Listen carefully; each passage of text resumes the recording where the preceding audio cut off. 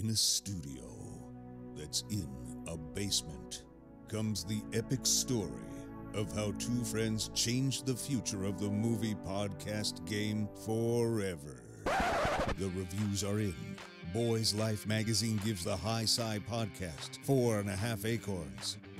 The Daily Bugle says, these guys are super legit. And Pope Francis declares the podcast as life-affirming. From the kid who tried to get smart with David Spade and got fucking old. You're still out.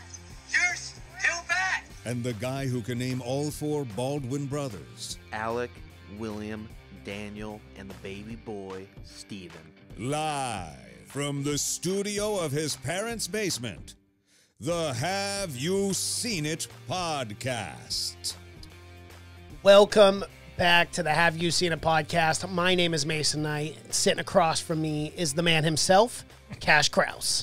Very, very excited about this show. Yeah, I am so excited about today. It's a long time coming. It has been a long time coming. I remember reacting to this trailer and us just being blown away. They're talking about a tiger, and it's just going bigger and bigger and growing and growing. And I totally forgot about that. It's been so long since we have watched. This was one of our first trailer reactions that we did. And we're talking about, of course, about Super Deluxe. Super Deluxe. A 2019 Indian Tamil language thriller. I don't know if I agree with the thriller genre. You know, I guess in some points maybe. This is more of a dark comedy in my mind. It is definitely a dark comedy. But that is something that surprised me so much was how dark this film fucking gets. But also how funny it gets. Oh, there were times where I was laughing really hard. But it takes some turns where I thought, I had no idea. And it's kind of nice going into these films because we really know nothing about them. No, we don't. And that's the way I prefer going into any film, American film or anything. I hate when trailers show much, but we really know nothing about. We only get the trailer and that's it. Yeah. So we don't hear about the production or anything like that, or we don't hear about anyone talking about the film. No. So we really know nothing going in. And man, for this film, I think that's the way to go about it. I mean, I would tell you right now, we always get into spoilers, but go and watch this film first because you don't want to spoil it too much. But man, again, it gets fucking dark. It does.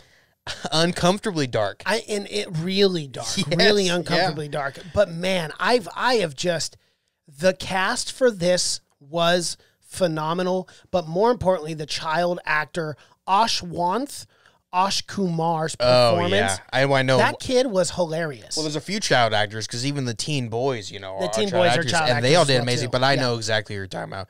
You're talking about Sheepla's son. Yeah, exactly. Yeah. That kid was hilarious throughout. Such a good actor. Man. I couldn't believe it. Yeah, that kid's going to be a star. I don't know if he is yet or has been, but man, that kid was amazing. His on-screen presence. Yeah. I mean, you just felt him in every scene, but just a really good job, yeah. Well, but he stole the attention too. Oh, yeah. Like every scene he was in the dialogue with the child in it was so incredibly well written. And the kid, his performance and the way he just, man, I Film Companion ranked the child actor as 100 best performances of the decade. Listed as one of the 100. I would have to agree. He does a very, very good job. But we got to talk about that. This movie is split into 4 parts. 4 different storylines. And I like that a lot because throughout this whole film, Cash, I was sitting there watching and being like, are these stories ever going to intertwine or are these just 4 separate stories? Oh, yeah. And I had to be honest with you. Either way, I would have enjoyed the film a lot. You knew at some point they were. And I looked up. There's not a name for these type of films. You know, the 4 films that have different storylines that all intersect. The most famous of them is probably Pulp Fiction. Yes. 4 different storylines. There's not a name of that genre. No, there's not. There really needs to be. Yeah, there's not. There's probably, 30 films or whatever, but I can name a few. But there's not a lot that are well known that do it this way because I think it is a really difficult way to tell a story. Right. And most of the time you need a ton of time to do this kind of thing. Yes. But for India, it's the perfect situation because there's no time limit. But for an American movie, you would have to really, most of the time for these four Condense different... it. Yeah, and usually you don't feel like you're getting enough time with these characters, but it works very, very well for a movie that's almost 3 hours long. Yeah. And basically is 3 hours long. And I have to be completely and utterly honest. I had no problem with the runtime. No. I thought for this film, it is exactly how long it needed to be to tie everything together, and also to get character development for all four of the subplots within the film. Well, again, it works perfectly for the type of film because it being 3 hours long, you get exactly enough time with each one of these stories. Yes. Where you don't feel cheated at all. But it's exactly like you said, for this type of film, that 3 hour runtime it's damn near perfect. Because, I mean, you got to really get enough. But, man, does this film go into some crazy, crazy directions. It does go into some crazy waters. That is for sure. It is. It's a film, and it's another film that you could really break down, but really it all evolves around fucking. That's the main thing. Kind of the theme. It always starts with either trying to watch a porn, trying to get it in, trying to do something, but that always, it's that small little bit that always escalates into these giant things that maybe even involve aliens at some point. Wow.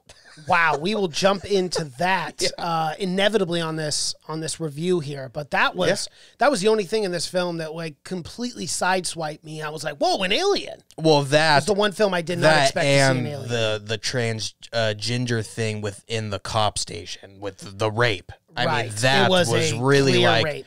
Yeah, I had no idea that was gonna fucking happen. That came out of fucking creep Berlin was. Yeah, that guy a was great bad shitty guy, person. man. He was a great bad guy, but yeah, just a total piece of shit. Yes, just couldn't get enough of the rape. Well, and it was so like weird, and I just felt gross the whole time because this man like enjoys having sex with people who clearly don't want to have sex with him. I know. Like, most who are of the time, disgusted by tears him. is a big turnoff. Is a huge turn And if it's not, and if it's a turn on, you may need to talk to a therapist. Yeah, you might want to get a mental evaluation. Something. But yeah, man, that's the same thing I was thinking. Like, I know. This is not working for me. No, like, at all. Like, I don't know why this guy was so like just intense. But it's because he's a fucking creep. Yeah, because he was a fucking creep, absolutely. But yeah, again, it got so dark at times. It did. And I'm so glad that it was willing to go there, to go in this controversial area, especially with the trans thing and everything. Right. I was really surprised. I remember exactly the trailer, but it really made you think it was more of a comedy, I feel like, in the trailer. Yes, it did. When you show him come out and he's dressed up as a woman or whatever, it really makes it play up. But man, those were the best scenes in my opinion, man. Yes. Just how horrible they treated her and how shitty everyone was to her, but how the boy never wavered in how much he cared about his father or his mother. And that dialogue so at the good, very end of that story. Yeah. You know, when Sheepless coming back because he ran away. Yeah. And he goes, I don't care. We love you. We don't want you to leave, you know? And it's just like, man, that hit was plucking at the old heartstrings. But I am really, really impressed with the way they told Shilpa's story, too, because it was definitely from her perspective and how hard it is to be a transgender. Not just in India, in anywhere. It's hard to be transgender in America as well, too. I don't think there's a country where it's too fucking easy. Where it's easy. I think you could be very liberal, and it's still very, very difficult. Yes. But yeah, I agree. It doesn't shy away from the meanness either, and how people are just very, very rude. And how you got the sense that in the end she was obviously blaming herself for everyone being horrible to her, you know? And it was why she was going to bail, too, because she didn't want to have that life for her son. Exactly. And that is exactly the story that those sections were telling. Where, like, after a while, after people just treat you so shitty for so long, you start to think that's normal or whatever. And then you start blaming yourself, and you think, well, it can only be because of me. But yeah, I cannot believe that they... it went down that route. Again, I was thinking this was going to be a straight-up comedy. You know, it's going to be real lighthearted or whatever. Not the case. No. But it is, again, very, very funny. And I think the funniest part was, or the funniest of all of them, were the three kids. Yeah, really like 4 or 5, but then it starts out with like 5 or 6, where they're all trying to get the porn. Yep.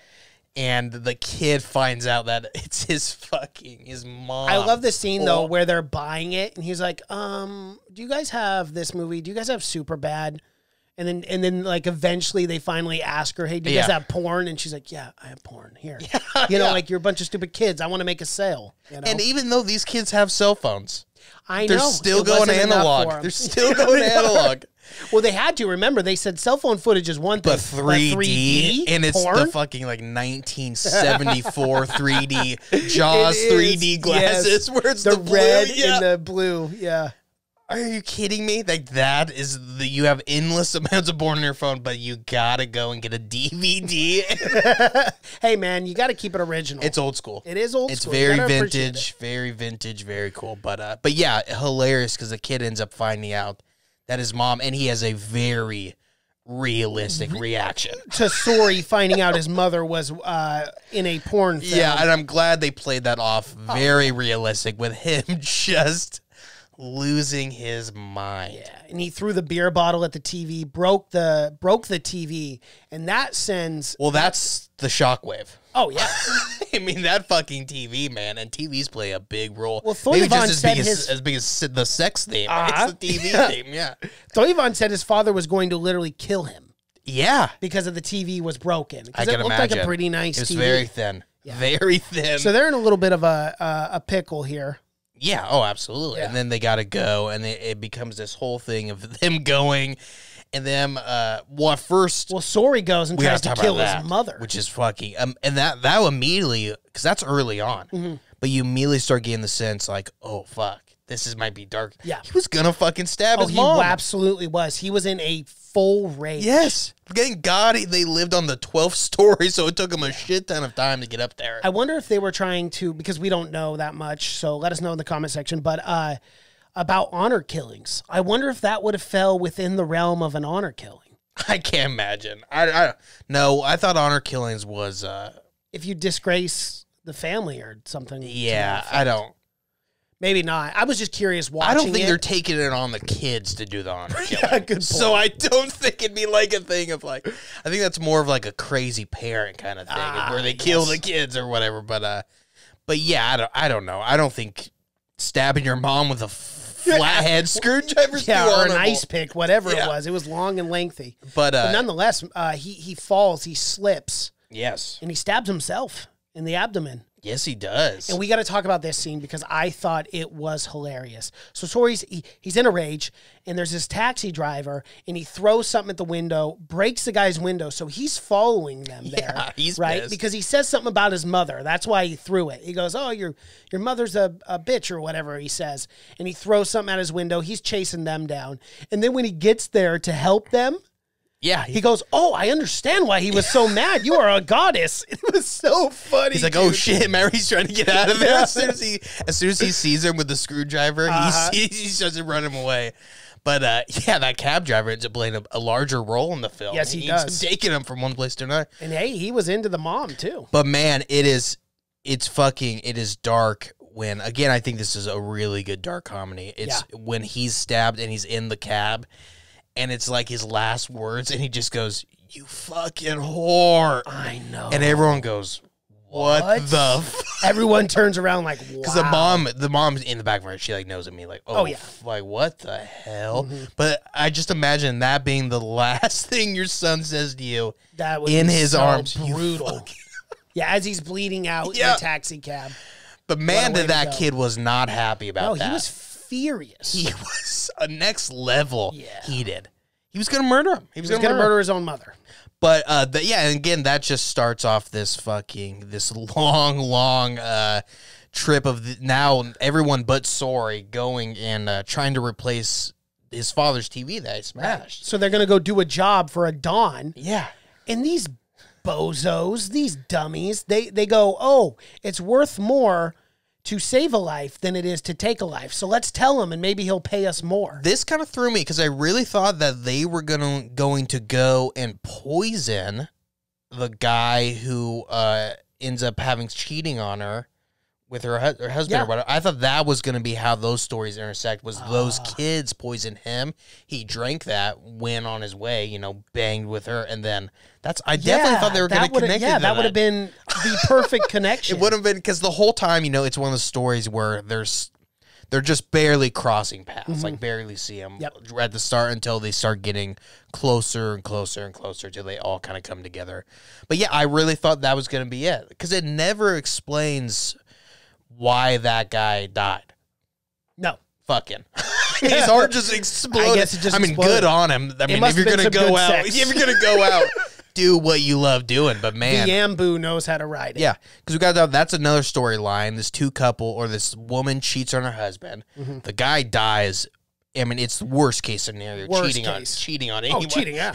So now you got a dead body you got to try to deal with. Yeah, your husband's She puts on it in the refrigerator. Not only that, but you got your fucking, not even your neighbors, but I think they were the neighbor's family. And he was like, hey, take care of them. I'm getting out of here. And then he had to take care of their grandparents. Something like that. I don't know. It was weird. But it was and they decided to almost chop up the body while everyone was at home. But it was such a hilarious scenario with those people in the living room, and then just real I don't know, it made me think of real old school physical comedy where the body was falling out, and they'd be and then the little annoying kid would be around. We got to talk about that. That was hilarious. I got to talk about what's his name, Fada Fazul, the guy McGill?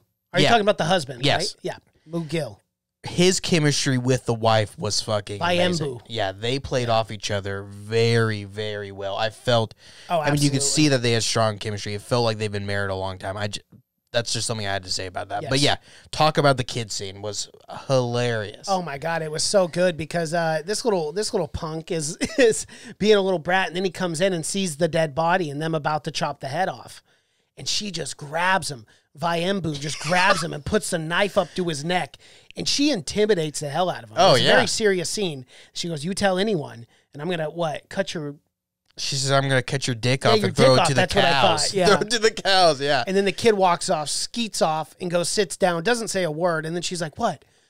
I was so scared, so then I had to make him feel scared. It's normal, right?" But that scene is so funny when they're going for the chop, and every time she goes up, she goes, "Ah, ah," and he goes, "Ah," and he stops, and he's like, "Give it to me," and then he does it, and she goes, "Ah," so they can't do it. It's very funny. It's a very funny scene, but yeah, what a wild.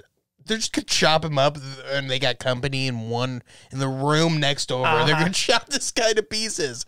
Just imagine the bloodbath it would be. It'd be blood would cut over. But anyways, they don't end up doing that. Yeah. It's not the way to do it. No, it's not.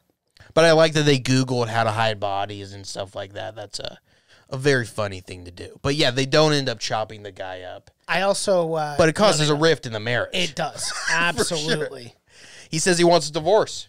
And, understandable. I mean, you catch your wife cheating, and then the guy's dead. I mean, and you got to dispose of the body. I get why you want a divorce. Oh, I'd be pissed. Yeah. I would be pissed. I mean, not only did you cheat on me, but now I got to clean up your mess. You fucked this guy to death. And now I... They did. They definitely had great chemistry. A scene that I really loved, too, was that piece of dialogue where he's like the movies, fucked him like it was his last day. That was hilarious. And then it came back in play later on. It was good comedic time. And the whole scene of them trying to get rid of the body in the mattress. Just pancakes. Throws it down. And then his head pops out, and they're like, oh, zip it back up real quick. And then they kind of weekend at Bernie's him. And kind of just put glasses on him and make him seem like he's still alive. How did they get the rights for the John Williams Star Wars soundtrack? That's what I want to know. Yeah. I like on the subtitles, it just says funny music. Funny music. Not allowed to say Star Wars. No, you are not. That's how you get away. You just play it in another instrument or whatever. There were a lot of Star Wars jokes in this, too. I was very surprised, being a huge Star Wars fan. There was the Star Wars joke, and then the Empire Strikes the Backside. Well, maybe that was some hints of what was later to come with the alien and whatnot. Yeah. Maybe they were sprinkling that in, I guess. Again, I'm not really sure why the alien was still in the movie. But well, let's talk about one of my favorite scenes. Sure. We'll talk about this couple, too. We'll kind of just jump into the four subplots. Yeah. But I love this scene where they pull over on the side of the road, and the wife is like, look, I know you go to acting classes. Why don't you pretend just like I'm one of your buddies and that you're drunk and that you're just venting to me? It's a really good scene. Hilarious. It's really funny and really well acted, too. But he's like, give me the booze. And she's like, it's water. He's like, I know. drinking it, and then like he's doing the face expressions like it's real alcohol. She's like, okay, are you done? He's like, not even close. No, and he goes on for like another there's like a montage. Remember, she's like standing in the desert. Standing out there. And he's just screaming. Because the whole time he's like ranting about everything. Oh, yeah. He's just so incredibly pissed off. And it's no wonder. I mean, I obviously, but I mean, there's no wonder that maybe she wanted to cheat on this guy. This guy is a fucking, he's talking about religion. He's talking about the government. Everything. He's complaining about the roads, the stop signs, everything he sees there is a complaint about. But kind of a dick. But it was a good scene. It was funny. That whole scene of them drinking was another scene I liked was when they're panicking when the kid's stabbed, right? And the dad of the kid is like the religious. Yes, I like. And they're like fighting over the body. I like that scene how that shot. Remember, it was shot through like the doorway. Shop, and you could just see in the background, it's just chaos. They're fighting over this kid's body. Yeah. He's just moaning and groaning. The dad takes him at one point, and then he like runs back. Again, it reminded me of like old school comedy. Yes. But and I loved, that's something we got to talk about too. The cinematography for this was really unique to me. I love those long shots, those long scenes of just people doing activities like that, like the boy washing himself and then turning the thing into like shorts or whatever. Like I really enjoyed those scenes, or when they're running away. Yeah, and you got that I don't know. It was just really good. I liked a lot of the shots. Well, I've been pleasantly surprised about all of the films that we have reviewed. The cinematography has been top notch for all. I mean, that's something that they seem to really have down in India. Absolutely. Again, I think maybe it's that music video style where it's all very picturesque. But yeah, was very well done. Yes. But yeah, I liked how it was shot as well, and the score is great. Also, yeah. It didn't have any giant musical moments that I was expecting, but yeah, the score was great. But yeah, I love that scene where they're fighting over the kid and the dad, who the dad ends up kidnapping the kid and takes him, and they lock him up in the really funny room. Yeah, the guy who was like his second in command, who was hilarious. Okay. And that opening scene was so funny when they're like, "Oh, he's questioning God." Like any question at all. It reminded me of like a cult leader, you know. And what do they keep saying? They're like blessed by God or something like that. He's like, "Yeah, I bless God." Bless God. He kept saying, "Yeah," because he started a new religion or something like that because of the whole tsunami story. Yeah. Which was fucking wild. It was wild. And the God that like is not a Christian or whatever. It was just so funny. And then he tried to kill himself, but the ocean pulled him back into the waves. It was funny. But yeah, that whole scene of them and having to get the cop and whatever to bring him in to let that kid go loose. I thought for sure that maybe the prayer was going to work, but no. It turns out you need medical attention. You do. It's not. I mean, it's just not gonna. It's not enough. The prayers. But yeah, I like that whole element. That whole part of the dad being super religious and everything was really good, and how they tied it in at the end with the woman or whatever, with her being met in like the bottom of the train station or something. Yeah, Shilpa at the very end. Because the whole time he had thought that he was the only one who had survived the tsunami out of the millions of people who millions of people. Come to find out, Shilpa was, which kind of threw off his whole identity in general. Well, not even that, but he had always believed that he was the chosen one. And the exact same story. Yes. The Rock and everything. So he was like, but yeah, because he's like questioning God right now. Now he is. And then she fucking goes in and tells what she did. Yeah. Which was fucking wild, man. Super wild. Pretty much kidnapped kids and then delivered them to this guy that would maim them. Yeah. Take out their eyes, cut off limbs, like a real psychopath. Again, this movie could go so dark so quick. That's something I loved about it. Yeah. But then be so funny in the next scene or whatever. Yeah. But that whole scene of her losing, what was the boy's name in it? Oh. But just her losing her son. Oh, Raskuti. Raskuti, yeah, that's right. Her losing and scrambling around and not being able to find him, and then going to the police and not being able to go to the police because they treat you like less than a human. Yes, they do. And the fucking chief just raped her. Fucking Berlin.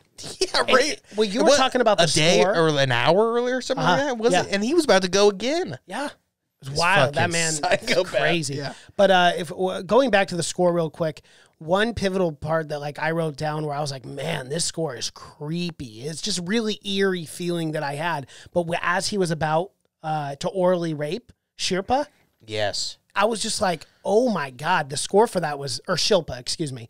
But that score was just creepy that was and such, eerie, and it sounded like hammers or like some weird. We could talk about that as such an eerie and horrible scene. I mean, great shot, but man, that whole scene when she comes in and he starts talking about what he's going to do or whatever, and all the other cops are like working with him. Yeah, they're and in on it. And they're creeps too, because one of them was going to watch. Yeah.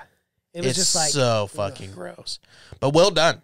I Very love well when a film is willing to go there and a film is willing to make you feel uncomfortable. Because, I mean, that's how, I guess that's how things get changed. Yeah, and performance-wise, the actor who played Berlin was creepy, too. He did a really good job being a shithead. Yeah. Yeah. Just the wildest cop, the dirtiest cop of all time. Bhagavathi Perumal. Yeah, played Berlin, a corrupt sub-inspector. Yeah, that guy was fucking nuts. Yeah. How he got to that position of power, my God. Yeah, how? And he's like, I don't even want money. I don't even care. He's like, I don't. I just want sex. He is like the Joker. He is crazy, man. But again, I mean, it showed you how this movie really, it was all evolved around sex. Mm-hmm. That was the main theme of the whole film. It really tells you at the very end, you know, when it's going through that dialogue, but the secret of life and how, which I loved. I love that little sequence, that epilogue at the end when they go and they finally watch the porn or whatever. But the porn at the start is very deep, and it's talking, and how even the mom that was in the porn talks about how some people see her as a god and some people see her as a whore, and it was just this point of perspective. But at the end of the day, I am whatever her name was. But she goes, I am who I am. Yeah. Mm-hmm. Well, and too, I mean, you said the way that the film opened, but how about the way the film ended too, with the same kind of thing? Yeah. You know, with the scientists talking at the beginning of the porn. The scientist. Yeah. You know what I mean. The scientist, sure, if you want to call him that. Let's not give him too much credit here. It is a porn. Yeah, he did not go to school. I can assure you he does not have his doctorate. The actor's portraying scientists, might I add. But yeah, I loved how it tied it all together, because it worked, because all the stories ended up being tied together in one sense or another. With the TV, I still love the scene where they go back to the Dawn. And he's got to slap him. God. He's got to give him a beating. Of course, you got to give him a good old slap, but he does it with his flip flop. That's bad, because the hand's pretty bad. Like, but now you got to do a tool, But the fact that they end up breaking his TV, so now the guy's like, of course, now you owe me 2 TVs. Yeah. It's like now you got. Well, it was his mother's TV. I'm shocked he didn't kill all those boys right then and there, because remember the old lady was watching. His two memories, like, I don't want to wait to watch that 70s show. 70s show. There go. Hey, we have a 47-inch now, but if you wait till tomorrow, we'll get you a 55-inch. He's like, all right. I like that. Yeah, I'll miss one night of that 70s show. Yeah. I mean, they're reruns anyways. They are. So you can watch them anytime. You can watch them anytime. I got to talk about, I keep forgetting her name. Gosh darn it. Shilpa. Yeah. Shilpa. But the going back to that subplot, the grandpa and grandma on this were hilarious. So funny. The comedic dynamic between these two, where the grandma's like, "Oh, shut the hell up." She goes, "I wanted to divorce him this whole time." I like and the fact that the grandpa was like cool with everything. He was cool, but he was also making jokes like about how she was just the girlfriend. You remember, like, early on when he first comes in the room, he's like, "Oh, Shilpa must just be whatever his real name is. Maka Manicum's real girlfriend." Oh yeah, because at first they were talking about and they're like, "Shut up, you insensitive idiot." Yeah, but then he's like, who's care? He's like, but then he starts talking about, he's like, who cares? He's like, my grandma, she was real fucking hairy. She's like, she had a beard, and it was like a stark contrast, because the grandma was fucking against everything. She wasn't really into it at all. Well, she wanted to throw the old man on the fucking fire. She said it a couple times. She did. She hated that old man. She did not like him. But it was hilarious. I was laughing out loud every single time they had any dialogue with each other. They were good. Another good scene with Shibla is when they go to the school.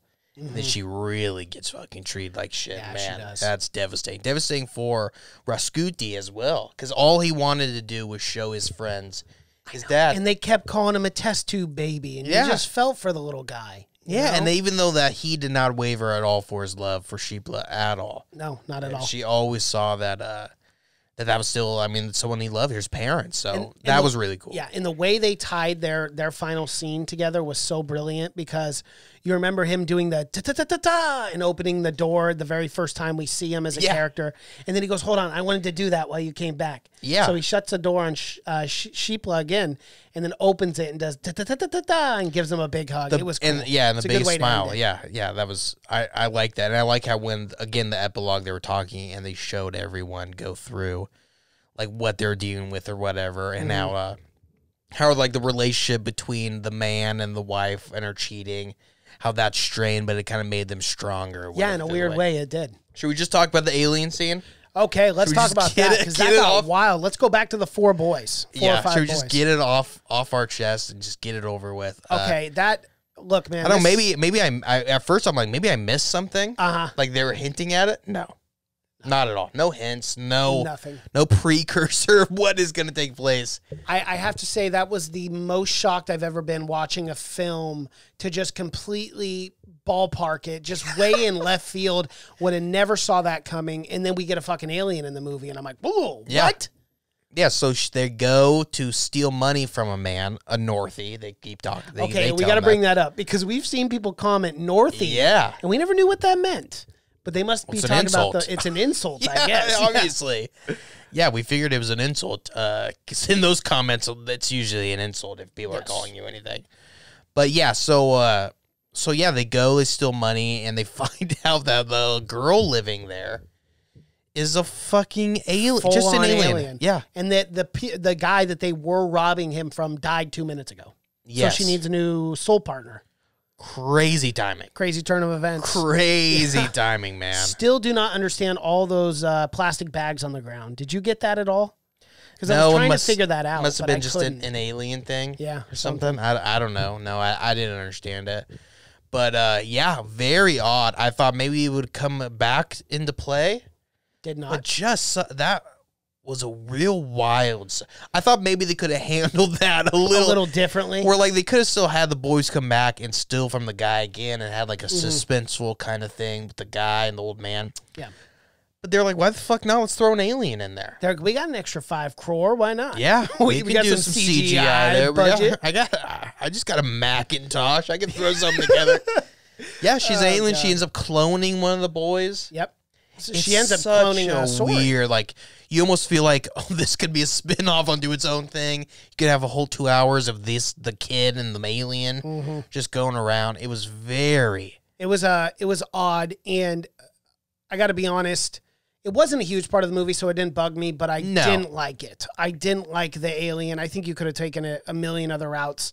I think it was just off-putting because it wasn't with the theme of the movie, and I was just like... it's a little too crazy out of the realm of possibility for me. My guess, but I'm glad they didn't focus on it too much. my guess was it was the purpose of it was to show just how far this thing has become. Like just how far each one of these things has become with like the woman just initially just cheating on her husband. And now they had to hide the body. Then they get blackmailed, and then the fucking guy blackmailing them gets smashed by a TV. I think the purpose was just to show, like, holy crap, from one innocent thing, like going and watch porn with your friends, and now you're face to face with a fucking extraterrestrial. Yeah, I think it was to show you like the things could get very fucking wild. Yeah. But that is my guess of what that represents. But again, it wasn't my favorite thing either because Alien didn't look great as well.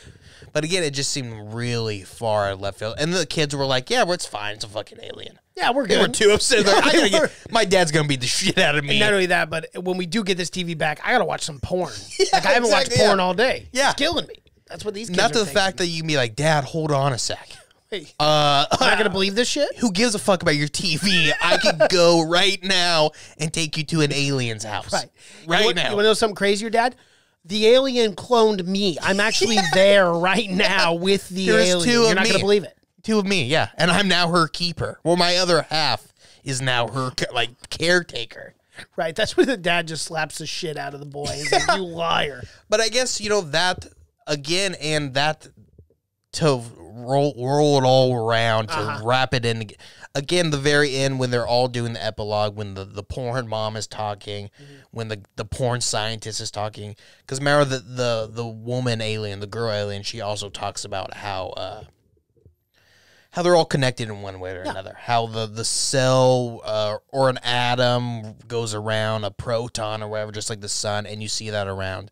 And how maybe they were just like cells on a body or whatever. So it all kind of rolled around. Yeah, it does. But to get there through that terms, it's fucking... It is a little wild. It's wild, yeah. And we got to go back to the Viambu and Mugil scene at the end, because they have Berlin there. He's blackmailing him, essentially. He really, really, really wants to have sex with Viambu. Bad. And she's just not having it. She's crying hysterically. It is a very, very dark scene again. This dude is, like, oddly turned on by the fact that, like, he's going to, like, record this as well when she's clearly not into it. Well, it's a tough moment because the guy, by all means, hates her at this point. You know, you would think he just cheated on me. Now I got to get rid of the guy's body.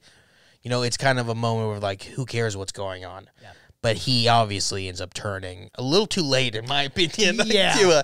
I was just waiting. I thought for sure he was just going to beat the shit out of that guy. So did I, or take the gun that was laid there. And that was a good thing, too. That was a really awesome misdirection because they focused in on the gun. Yeah. They had a very close-up shot of the gun, and I go, oh, okay, someone's going to grab that gun and shoot him.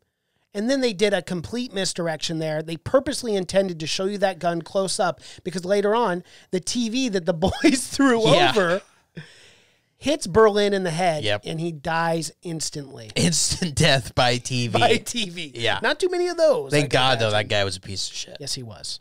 But, they might trace that TV back to that guy. That'd be a weird turn of events. Yeah, right? I mean... Because I wasn't... What did they end up doing with the bodies at the end? Do you remember? Yeah, they ended up putting them in the car. Yeah, they ended up kind of like setting it up. They were ripping up the notes and stuff and making it look like, I don't know, something going on. I don't know how they're going to make that look like it was a mutual killing. But that guy had a heart attack. Like, so doing the autopsy, it could be a little bit of an issue. Yeah, I really don't know. You know, to each is their own, I suppose. Exactly. It was a crazy... But maybe no one gives a shit that guy dies. Yeah, that TV falling on Berlin was the curse from Shilpa. Oh, Remember when she goes, well, obviously, yeah. Getting held back by the police officers and she finally curses him. Yeah. Shows how strong she was. And he was, Berlin was making fun of her too, saying that curse would do nothing on him because his wife has cursed him so many times. Yeah. Well, it did something, pal, because a TV fell on your noggin. 2 hours later, not much longer. Hell of a curse. Not much longer. Yeah, quick acting, quick turnaround on that curse. Usually it feels like you got to wait a while for a curse to kick in. Sometimes there's a 4 to 8 month waiting period. But he had to go because that was, I mean, one of the worst human beings ever. Just characters of...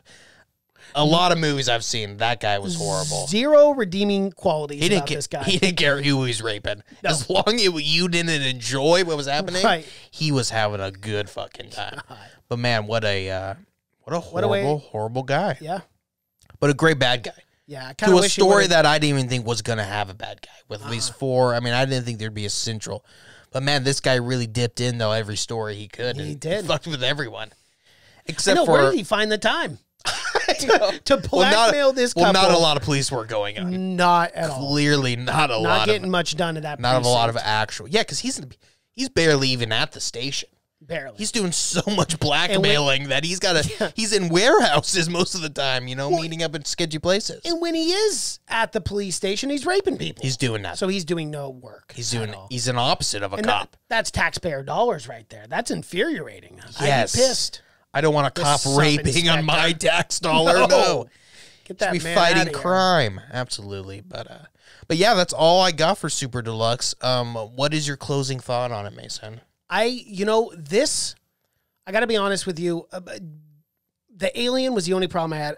The real problem I had with this film. Other than that, I thought this was a phenomenal film. This goes real close for me as far as the Indian cinema that we have watched so far. This is right up there with my new favorite. I thought the acting from every single actor in this film was absolutely phenomenal, all the way down to the 7-year-old boy. I just thought was so good. I love the cinematography. I loved how there were kind of some experimental shots. And those out of focus shots too, for the whole scene where they're just focused in on the ants crawling up the side of the door frame and everyone is just blurred. I thought it was beautifully put together. I didn't think the runtime was too far, and I would highly recommend this movie to anyone that I talk about film with. So yeah, I have very high things to say. High praise for this film. Yeah, it was amazing. I'm pretty much in agreement. I loved it. It was very funny and again very dark, and what we've seen with these Malayan film or Tamil film, right? Yeah, this is a Tamil film. They're not allowed to push the social commentary, right? With like what's hurting the country, Yeah, interestingly enough, though, I saw someone smoke in this film when they're at the little marketplace. Did you? Yes, I was looking for it. I saw him smoking there. Yeah. And remember when Chappelle was talking to her son about how not to use tobacco, not to drink. There was a man in the background on the left corner smoking. Maybe and there was no warning. Maybe it's got to be main character. Maybe. Well, no, because in Jalika 2, it was not main. It was fucking anyone. So I'm curious to see how they got away with that in this film without throwing up which I'm completely fine with. I'd rather not have that.